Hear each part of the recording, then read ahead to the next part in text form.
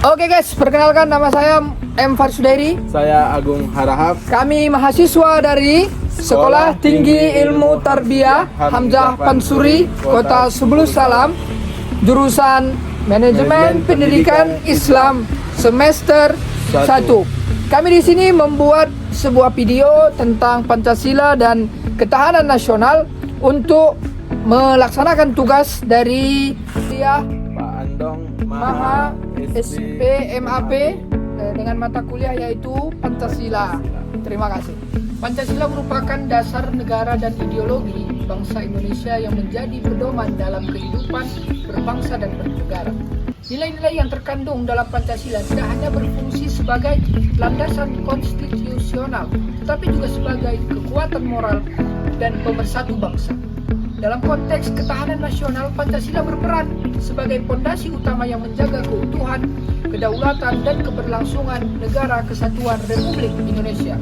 Ketahanan nasional adalah kondisi dinamis suatu bangsa yang berisi keuletan dan ketangguhan dalam menghadapi berbagai ancaman, tantangan, hambatan, dan gangguan baik dari dalam negeri maupun dari luar negeri.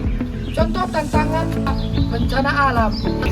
Saya akan menjelaskan tentang bencana alam. Bencana alam adalah peristiwa alam yang terjadi secara tiba-tiba atau bertahap dan menyebabkan kerusakan, kerugian, serta membahayakan baik itu lingkungan, manusia, maupun hewan.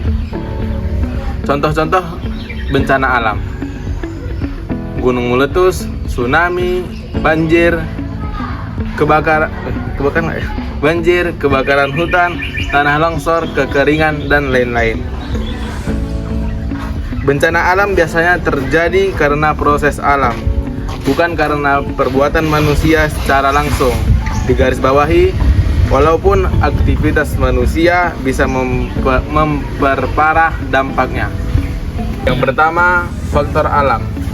Ini adalah penyebab yang berasal dari proses alam itu sendiri dan tidak bisa kita hindari. Contohnya, gempa bumi, aktivitas vulkanik, badai atau tornado, dan lain-lain. Yang contoh yang kedua ialah cuaca ekstrim. Cuaca ekstrim itu perubahan kondisi cuaca yang sangat kuat dapat menyebabkan banjir, perubahan iklim, badai tropis lebih kuat. Dan yang ketiga ialah aktivitas manusia. Aktivitas manusia.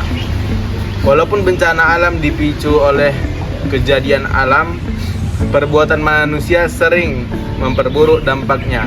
Misalnya yaitu penambangan hutan, mempercepat tanah longsor, membuang sampah sembarangan. Dan yang terakhir, contoh dari aktivitas manusia ialah menyumbat sungai sehingga banjir makin parah.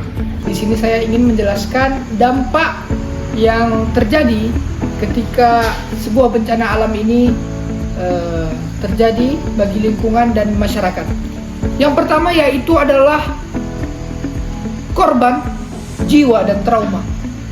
Kehilangan nyawa, luka fisik, gangguan psikologi seperti trauma berkepanjangan adalah dampak paling menghancurkan bagi individu dan keluarga. Kehilangannya seorang, berpisah antara ayah dengan anaknya, seorang ibu dengan anaknya, seorang abang dan adik, menjadi sebuah rasa kesedihan yang mendalam. Seperti tahun 2004 yaitu tsunami Aceh, dan yang akhir-akhir ini terjadi banjir di akhir tahun 2025. Yang kedua yaitu kerusakan infrastruktur.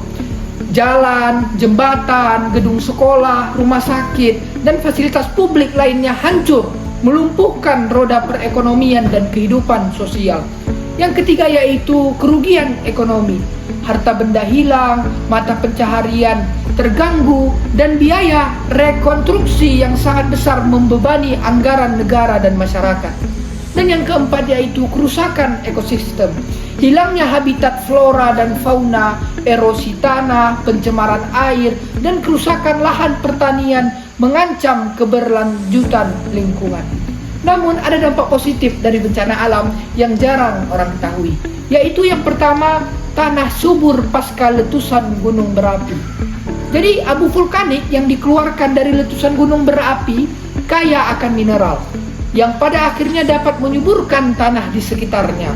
Ini mendukung pertumbuhan tanaman dan pertanian yang lebih baik di masa depan.